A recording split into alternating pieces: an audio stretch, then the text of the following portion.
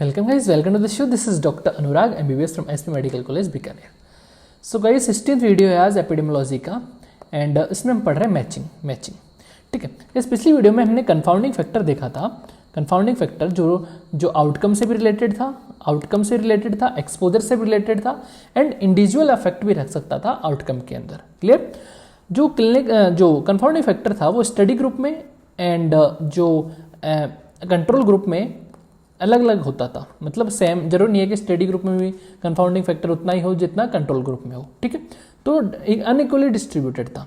अब guys matching क्या करते हैं? मैचिंग हम इसलिए करते हैं हम इस कंफाउंडिंग फैक्टर को हटा सकें, इसलिए हम क्या करते हैं? मैचिंग करते हैं. तो गाइस मैचिंग में क्या होता है, जैसे हमने केस कंट्रोल स्टडी देखी थी.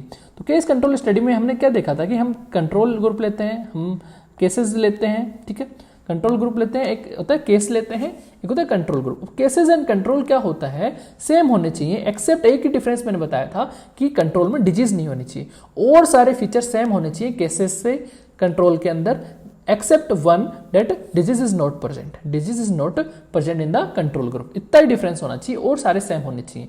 ठीक है, तो मैचिंग में क्या करते हैं हम कंट्रोल को केसेस के तरह ही लेते हैं. Process of selecting controls in such a way that they are similar to cases. Matching एक ऐसी प्रोसेस है जिसमें हम कंट्रोल्स को सिलेक्ट करते हैं और ऐसे कंट्रोल को सिलेक्ट करेंगे जो केसेस की तरह ही सिमिलर हो, सारे केसेस की तरह ही सिमिलर हो, बट एक ही डिफरेंस हो, दैट इज डिजीज नहीं हो. क्लियर?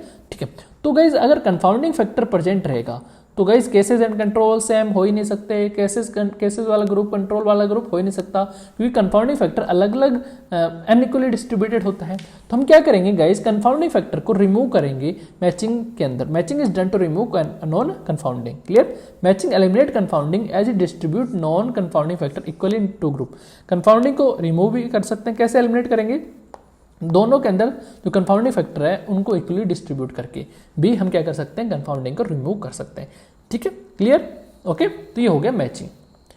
अब गाइस दो टाइप्स होती है मैचिंग की. एक होता है कैलिपर मैचिंग. कैलिपर मैचिंग में क्या होता है, जैसे हम एज के हिसाब से देखें तो 20 से 22 साल का, 20 से 22 ईयर का हम एज ग्रुप ले लिए कि भाई हमें एक स्टडी करनी है, उसमें हम 20 से 22 ग्रुप वाले एज के लोगों को ही क्या कर रहे हैं? सेलेक्ट कर रहे हैं. तो कैलिपर मैचिंग हो गई. फ्रीक्वेंसी मैचिंग मतलब ऐसी मैचिंग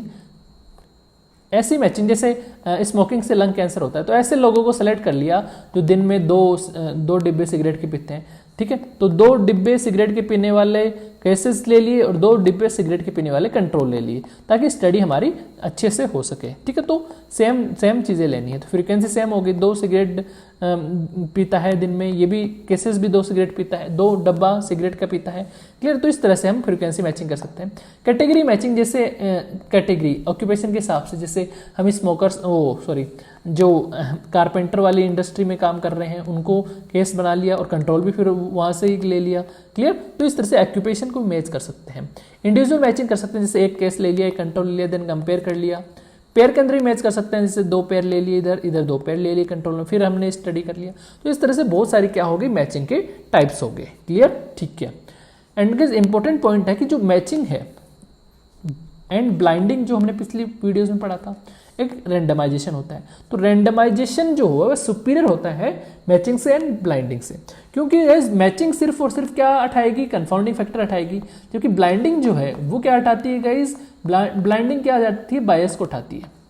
ठीक है, बाइंडिंग इसको उठाएगी, 20 से बाइंडिंग, 20 से ब्लाइंडिंग, 20 से बायस. जबकि रेंडमाइजेशन जो है वो बायस को भी हटाता है आपका एंड कंफाउंडिंग को भी हटा देता है. क्लियर? तो दोनों चीज़ों को यहाँ पर हटाता है. क्लियर? ठीक है, तो बहुत इंपॉर्टेंट है. रेंडमाइजेशन सुपीरियर है बहुत मैचिंग एंड ब्लाइंडिंग से, ये चीज़ आपको ध्यान में रखनी है. ओके गाइज, तो ये वीडियो कंप्लीट हुआ आपका. होप है समझ में आया होगा. तो अच्छे से पढ़िए, चिल होकर, रिलैक्स होकर, सब अच्छा सा फील होएगा आपको सारे topics. Thank you guys. Stay safe, stay healthy.